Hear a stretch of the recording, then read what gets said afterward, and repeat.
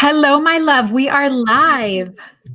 I am so stoked to introduce you. And I'm just going to roll right in with it because we have so much to talk about. You and I got together like 8 minutes ago, and we both felt like we should have pressed play and started recording because we were having so much fun. Yeah, absolutely. None of it was captured, but it's okay. We're going to have so much to talk about. And Rose, it is just such an honor to be sitting down and doing this together. You are a business strategist, a coach, a former McKinsey consultant, and TedX speaker. You have been featured in Forbes, US News, Boss Babe, among other places. And through your work, through your mentorship, your programs, your speaking, you really help high achieving women to create wildly successful businesses, location independent businesses with one amazing offer. And you help your clients create such incredible results like doubling and tripling their revenue in 6 months or less, reaching 50K months. 50K months. Can we celebrate this? As well as helping new coaches and entrepreneurs launch their business and sign their first clients.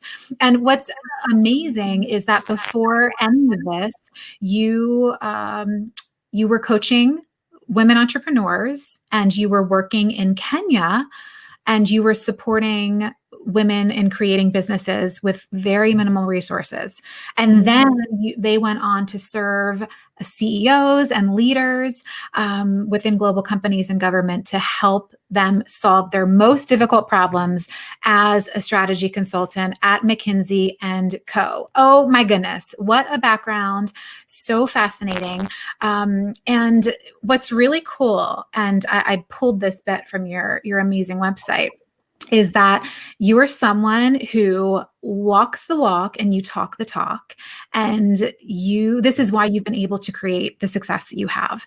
In the last 18 months, you've hit consistent 5-figure months. You landed a TEDx talk. You run workshops all over London, which maybe these have become virtual. And the reason why they have. I did one a few weeks ago and it was virtual, sadly. Virtual and amazing, no less. You paid off nearly 28,000 pounds of debt in less than 12 months. So like about 35,000 US dollars. Oh my gosh. You joined the Forbes Coaches Council. You have invested over 70K in your personal and professional development. And you've traveled across the world to be mentored by the creme de la creme in the industry. Mm-hmm.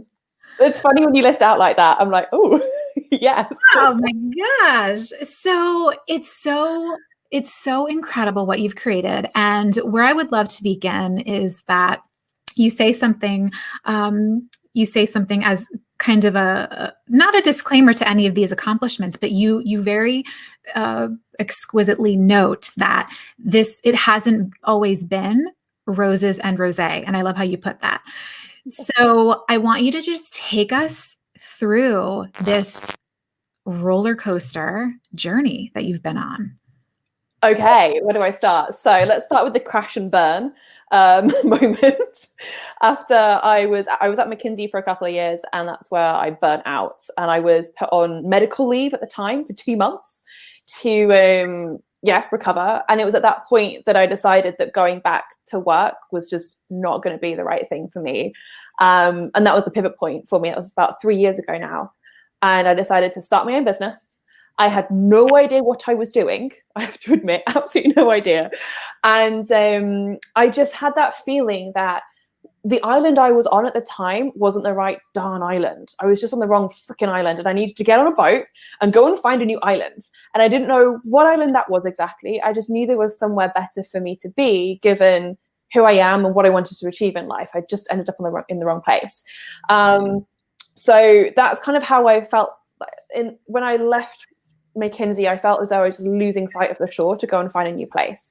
And for me, that was building my own business. And I spent the first year and a half just getting pretty much nowhere. Had all the strategy in the world, a lot of learning, but not much money to show for it. And that was when I realized that it's okay to have all the strategy in the world, but unless your mindset's on point, unless your money mindset is on point, then you're not going to get very far. And that was the gap for me at the time. It was definitely a mindset thing in my relationship with money. And that was a huge learning curve for me at the time. So it took me about 18 months for me to realize that, which is kind of silly in hindsight. So what were some things that you did to work on this money mindset? Because my question was going to be for you, did you just fall out of the womb with this rock solid money mindset? Were you just kind of emanating this like abundance, wealth consciousness vibe? Tell us your secrets. How did you go from where you were to where you are now on this island of abundance and generating massive wealth?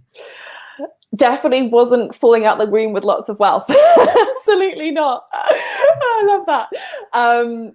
So a couple of things that I did to shift out of this. Number one, get over myself when it came to actually doing the mindset work, and I stopped ignoring it.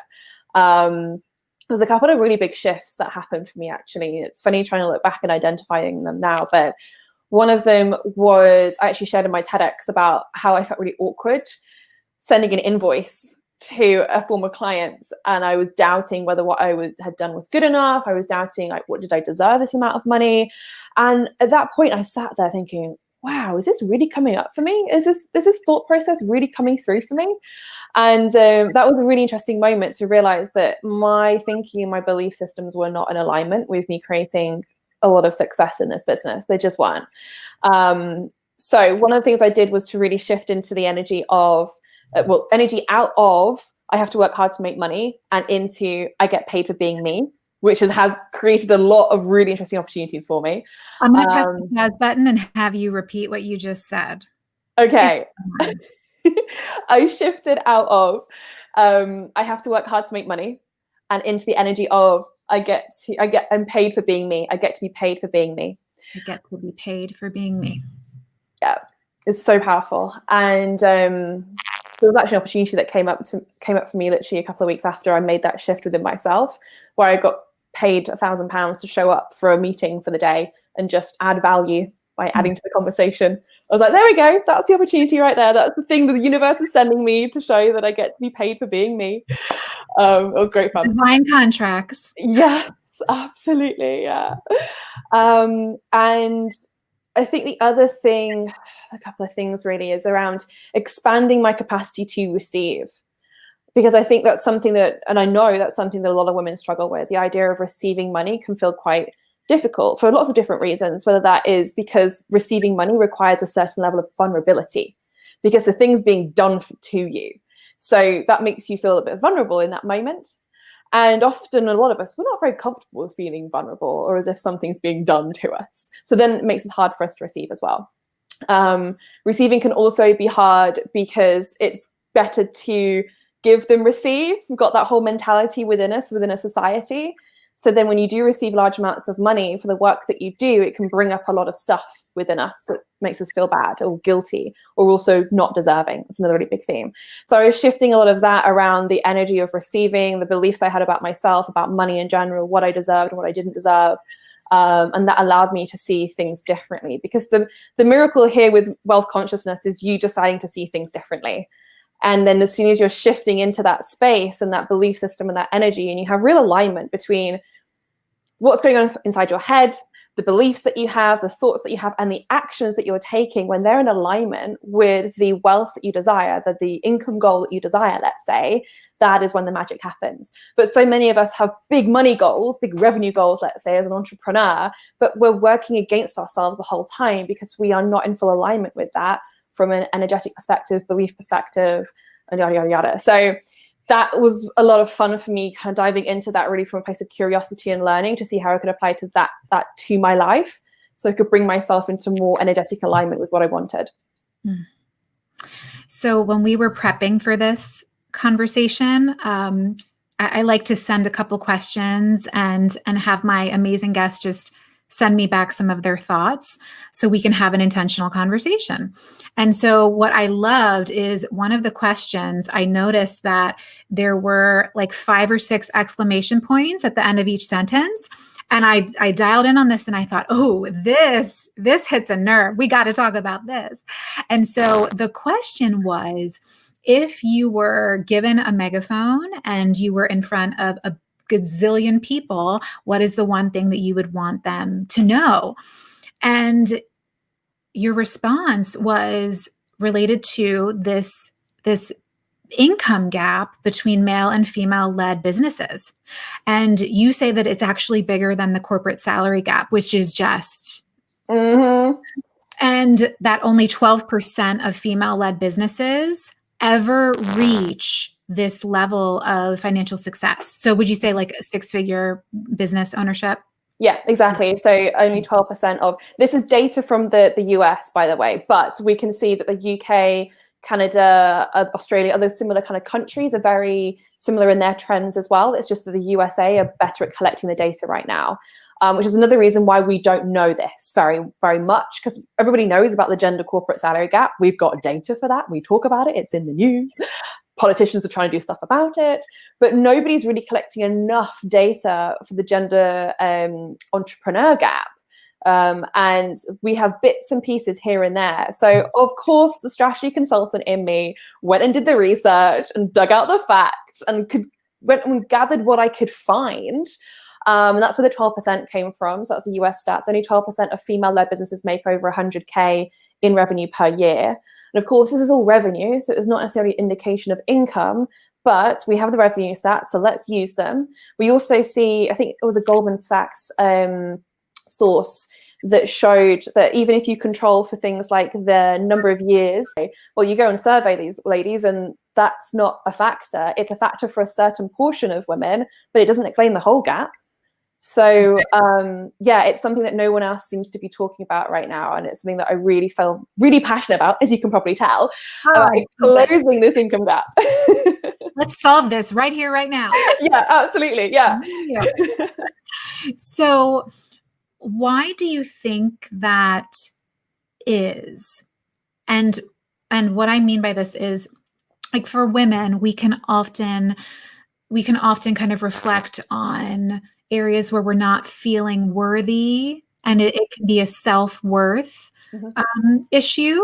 And men have similar struggles, but do you think that it often comes back to the worthiness conversation? And then Yes, I'm going to add to that because there's also this piece of, for many of us women, we're not necessarily driven by money. Yes, we want to build incredible things and experience wealth so we can do better things with our money and be of greater good. Ultimately, though, our concern tends to be focused on the world, our family, and those sorts of things. And this, I'm paraphrasing and generalizing. But with those couple of things in mind, what would you say is really the root of why it is challenging for women to have the money conversation? So we could look at all those factors, right? The family piece, the women aren't motivated by money as much, all those sorts of arguments, which are all very valid. However, I would say the big picture here is that women haven't been socialized in a way that allows us to feel comfortable with wielding power. Money equals power, vice versa, right? So the idea of creating more wealth in your life is actually just a rite of passage into your own power. And as soon as we do that, we're allowed to feel more comfortable with wielding that power, creating that money, and using that money for the greater good. Because that's generally what women end up using their money for. We have data for that one as well, by the way. I'm not generalizing there. Give a country, particularly a developing country, but also the developed country as well, give the women in that country more money in whatever means viable, and that money will support society at a much stronger rate than when it's given to the man. So that's awesome, right? Yet we haven't been socialized in a way that allows us to feel comfortable with creating more money and wielding that power that comes with it. It's just something that we've had over generations and decades of time. It just hasn't been a thing. So this kind of speaks to the bigger picture of female empowerment, actually. Wow. Like how it was the 60s before we as women had access to get a credit card without needing a husband's signature, sort of. Yeah, absolutely. Yeah. So we do that, we solve that problem, and that makes life a lot easier for us when it comes to deciding to create income from a place of fun, joy, excitement, and power, of course. So what would you say to someone, to a woman watching who is feeling like they aren't fully tapped into their full power? And there's a lot of that going on, right? What would you say to someone who is feeling and just like unsure? They know they're not expressing all that they could or would like to or desire to. What would be the first place to start? There's so many things I could say. It's hard to choose, but we'll start with this. Really, and actually this goes to the point that we were making right before we jumped on here. Start by bringing yourself back to your brilliance, reminding yourself of all the epic things that you've done, reminding yourself of all of the reasons for why you are incredibly capable, incredibly brilliant. Maybe list the expertise that you have. Maybe list all the times in which you really showed up for yourself in your life, even when it was hard. All of the things that make you brilliant, list them out so you can see them. And that's actually part of the fun of writing my bio. When you read that out before, it was really affirming me back into my brilliance. And there are not enough women doing that for themselves. We focus on the things that we're not very good at yet, or that we failed at, or that somebody else is better at than us, rather than looking at where we have strengths and where our brilliance lies. We'll focus on the negative things instead. And as soon as we focus on our strengths, we allow ourselves to feel more powerful within ourselves in a good way, in an empowered way, not a damaged power where you're trying to control others because you don't feel safe and secure in yourself. That's not what we want. We don't want women like that or men like that. We want women who feel really certain in themselves and feel grounded within themselves, because those are the women who, when they have money, have power, whatever that they desire, then do really epic things with it as well. So anchoring yourself back into your brilliance is a great place to start. Certainty is so sexy, isn't it? Certainty. It is right now. People are like, just give me certainty. Yes. I always, no matter if I'm listening to like a Marie Forleo or an Oprah, just that level of influence that comes through their communication, because they are so certain and so grounded and so sure. And of course, this comes with time, but I think that it's all a skill that we can each start honing in on, no matter where we are now, where we're coming from. Yeah. Yes, absolutely. Yeah, I've done a lot of deeper mindset work, kind of subconscious work, little kind of pieces around trauma release work as well. And that's grounded me even more. It's made me feel more confident within myself. And I think that's something that many people don't think about doing. They think about therapy, they think about coaching. But when we go really deep with ourselves, whether that's hypnotherapy or anything else, that's when we get to release some of the stuff that's sticking to us that doesn't allow us to feel certain and grounded as well. I love it. One thing that you really stand for is this concept of creating more for yourself, more sales, more success, more freedom, more fun. And in a time like now, which could feel for some people, for some business owners, like there is less to go around, I'm curious as to how you tend to look at that. That is such a story that there's less to go around. We could even look at the facts if we wanted to right now, because as you said, like entrepreneurs and business owners and things, like what if there isn't enough money going around right now? What if this recession thing happening? Well, look at the fact that the governments are pumping money into our economy like never before. Are we sure there's not enough money to go around right now? We're about to see hyperinflation, probably at some point. So again, there's a lot of money sloshing around. It's just that if you're not pivoted in the right direction, you might not be attracting it in so much. And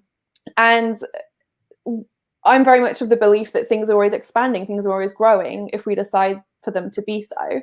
And maybe I'm stubborn, but I just like to believe that there's always more out there for us if we desire it, and we just decide that we want it and go after it and create it from a place of aligning ourselves with the desires that we have from the inside out.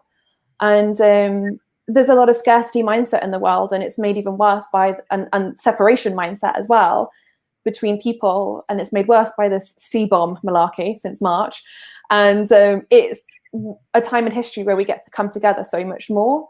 And I don't see the desire, I don't see why we would desire to have less in a time like this. Amen, sister.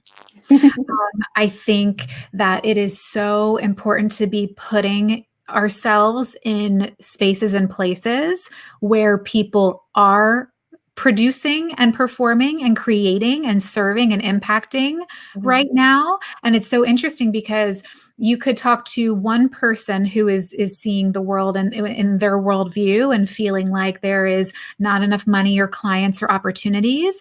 And in the same moment, there could be people over here who are contradicting all of that. Yeah. And so it's such a great reminder that we get to ultimately choose where our company is kept and who we want to be listening to and learning from and absorbing from. And so I love that you spoke to that so elegantly.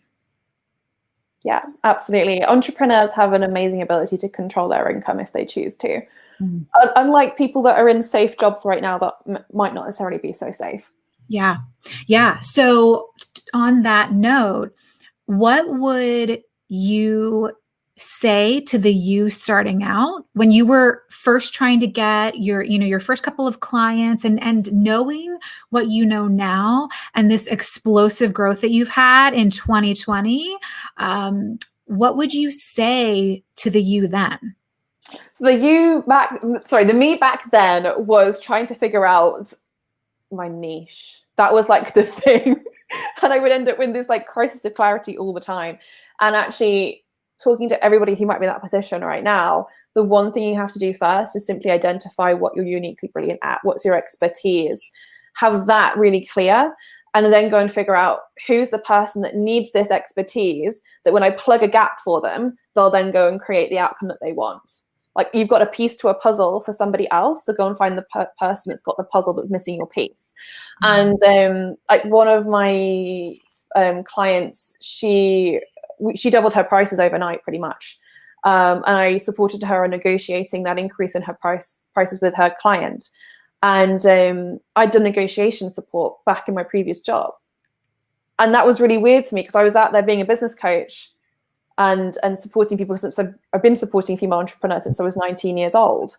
But I was not really recognizing the brilliance within me at the time until I started working with people. And I was like, oh, I'm really good at that. I didn't realize that. And sometimes it's really hard to remember it. And so having that reflected back at you is really helpful. So yeah, I would say to her, go and identify your brilliance and go out there and speak to people more so you can understand how your brilliance can fit into somebody else's gap to help them create more of what they want, because that's the fun of all of this. To being a coach, a consultant, a strategist, you get to help people solve problems and create results with them. So I'd start there with her. I love that because it's not about trying to force this, like trying to create something out of thin air just in hopes that it will work for people you're trying to sell it to. No. We start with you. We start with what makes you uniquely brilliant, and then make sure that that's paired with the right person to get that result. Yeah, absolutely. Yeah. Can't believe it took me so long to figure something out so basic. Yeah, no, I see it all the time that if there were more coaches and entrepreneurs that have spent the time to, or maybe they have spent the time, but it's just been really bad advice to them. If they had spent more time on dialing in the fundamentals and starting with with the unique selling proposition and the one offer that is going to create so much demand, and pairing that with the person that is best to get the result, and the person that you are excited and lit up to work with and support, everything else falls into place. Yeah, absolutely. So true. You have a quote, and it is that it's never been about the money. It's always been about the person you become in the process. Who is Rose becoming? Not who is Rose becoming? Oh, gosh. I don't know. It's such an interesting question. I probably do know. I think I'm somebody who's not very competitive. I'm only ever competitive with myself. And I was like that since I was about 7 years old. So I'm always looking to be better than I was before, because that's really fun to me. As weird as that might sound, I get kind of excited about growing bigger and being better and seeing how far I can take things. And that's very true for a lot of my clients. They're very, very similar. We always attract people that are similar to us. And I see that a lot in my clients. And of course, that does come with its negatives as well, where sometimes it feels like nothing you do is good enough. So helping them learn to celebrate the wins along the way, and to see themselves as already successful, even if they haven't got outward success yet, is really important too. But who am I becoming? If you were to ask me if there was no money in the world and money didn't exist, what would you do in your life? Which is always, I think, always a really fun question to ask yourself at any stage in anything. I did this a few years ago and discovered that I would definitely be advocating for a group of people that I really cared about. And that's at the core of what I do. I'm advocating for a group of people I really care about, and they are female entrepreneurs, women that deserve and desire to create more in themselves, for their families. And everything I do through the work that I create, whether that's programs, coaching, books, speaking, whatever it is all to advocate for those people. So I guess to answer your question, I am becoming somebody, would you say a leader, thought leader, whatever you want to call it? It's terrifying to name yourself that, right? Of somebody who's an advocate for female entrepreneurs and their success financially. And we're going to link all of your info in the comments here so people can take a look at your offerings.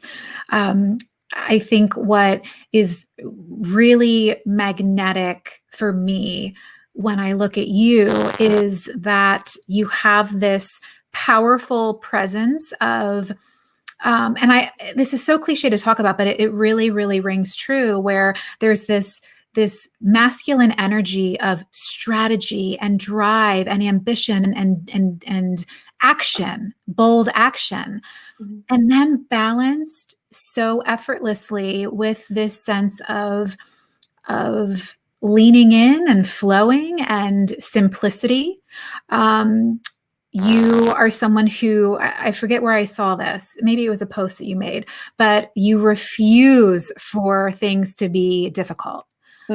Whether it's a launch or whether it's a challenge or a thing or no, it gets to be easy. And so I just want to acknowledge that in you, that I think like we need more leaders, no matter if it's male or female, but in this space, heart-centered, mission-driven leaders who are grounded and balanced enough to know when to drive and do and create and be. And serve and do it in a way that is simple. And I really love that is who you are. And I'm sure that is the people that you're attracting. And just that ripple effect is just what is so awesome. Oh, I love that you reflected that. It's so helpful to see that reflected back by somebody. So thank you. I really appreciate you for that. Absolutely. So the last thing that I would love for us to just speak to one final time is, and this is so important, the pricing conundrum. And you are of the belief, and I share in this belief, is that pricing, whether we're pricing a service or a new program or a product, it is based on worth. The majority of the time, people are thinking that it is based on our worth rather than the value of the result and the positioning they desire in the market. So what is the easiest way for someone to start pricing this way and have less attachment and less need or feeling like it's about them and what they can do or can't do? Well, we are already infinitely valuable as we are, so you can't even put a price tag on us. So that would be silly in the first place. And there's actually nothing from the belief system that I operate from. I don't think there's anything anybody could do to deserve more or less than somebody else in life and pricing or whatever in between. There's nothing that you could do that will make you deserve anything less. There's nothing I could do to deserve things even more than you, for instance. Like, there's just nothing. We're all equally deserving of things. So that would mean, therefore, we're having to price the same, which isn't the case, right? Because we really need to anchor into the offer that we're putting out there, whether that's a $30 info product or if it's a high-end, I don't know, $50,000 in VIP investment, let's say, and look at what you're delivering through that and what the value is to that person of that transformation that you're offering, let's say. Now, that can be really hard when you are in, let's say, a niche that doesn't have a clear monetary impact. I work with about 20 different coaching niches across about 50 clients at the moment. It's really fun from that perspective because I don't think I work with probably work with a couple of business and type coaches, but we have every niche possible. So it's actually very common that these niches don't have a monetary benefit, a clear one at the beginning at least. So health coaching, like weight loss, that kind of thing. How do you put a monetary benefit on that? However, ultimately, you can put a monetary benefit on these things if you really drill down into it. Even if it's saving somebody's marriage, right? That's going to have a monetary benefit in the long run versus the 100K on, I don't know, divorce proceedings, let's say. So there's always a monetary benefit in the end. And when you also position your pricing in the market, you're choosing to work with a certain type of client at a certain level in their journey, let's say. So you get to decide on what sort of client you want to work with by the pricing that you position at as well. So yeah, it's value and positioning, nothing to do with your value as a human and everything to do with your client ultimately. Yes.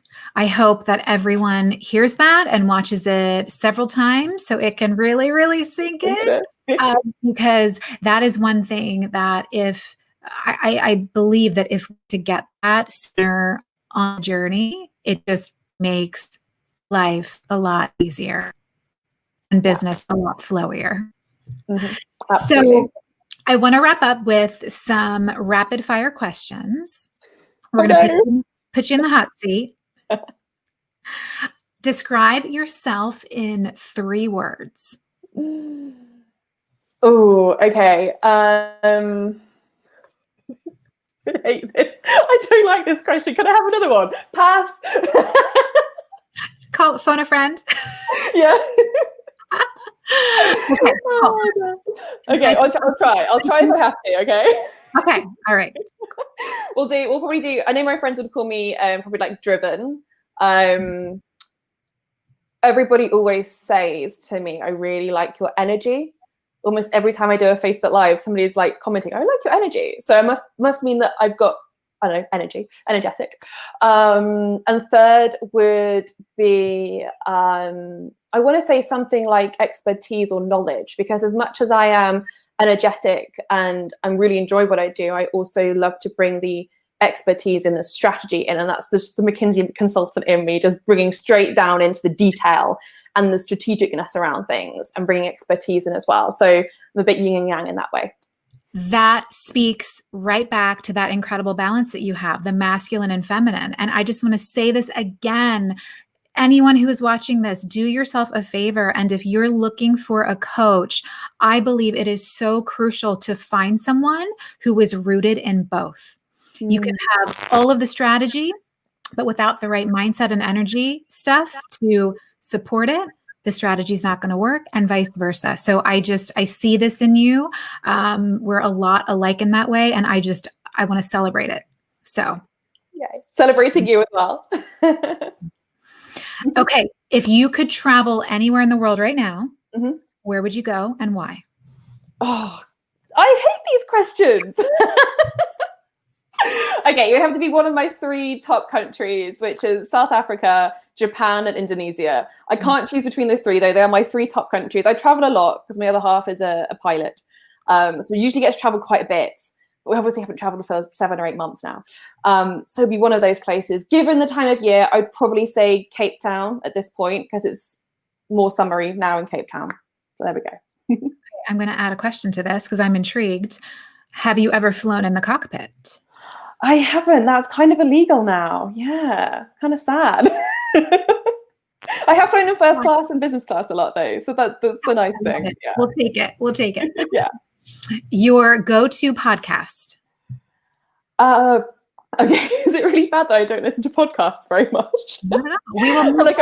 We will move I'm not an online entrepreneur if I don't listen to podcasts, right? I'm actually an Audible kind of girl. I like a serious book instead. Yeah. So, favorite Audible? Oh, what have I got right now? It'll always be, and here we go back to the yin and yang thing. It'll always be something super woo and spiritual, along with something like right now I've got Clockwork open, which is all about how to scale your business through systems and team. So yeah, whether I'm wooey or I'm strategy feeling, I'll just go with whichever one I've got at the time. I love it. I literally have a Dan Kennedy book on no BS time management on my nightstand right here. And then I have one on feelings and law of attraction. There we go. Love it. Get it. What have you done that you are most proud of? Left my job, even though it looked insane at the time. And I remember my mum saying to me, "You're very brave," which is her way of saying, "Are you a bit silly? Are you a bit stupid?" So yeah, I think leaving my job, not knowing what I was going to do next, knowing that I was also leaving behind a really successful career that could have gone any way I wanted. Because all of my peers who were with me at the time have gone on to do wild, epic things. So I knew I was walking away from that with no idea where I was going, but I'm glad I did anyway. What are you currently learning? I am learning, well, the focus for me right now is to take our 20 to 25K months and turn them into 50K months. So I'm having to think about business entirely differently. Where does my time go? What's the team doing? How do I scale while also delivering excellence at each stage as well? What are some of the new systems we need to be in place? So I'm kind of blowing up all my thinking and then reorganizing it all. So I'm learning how to think differently right now at another level. Up leveling. Yeah. Last one. What is success to you in one sentence? Freedom. The freedom of choice, I would say. Something around that. Yeah. Successful is being able to make choices and have freedom to have any of the options open to you. Rose, you are an amazing human. Thank you so much for being here. Thank you for having me.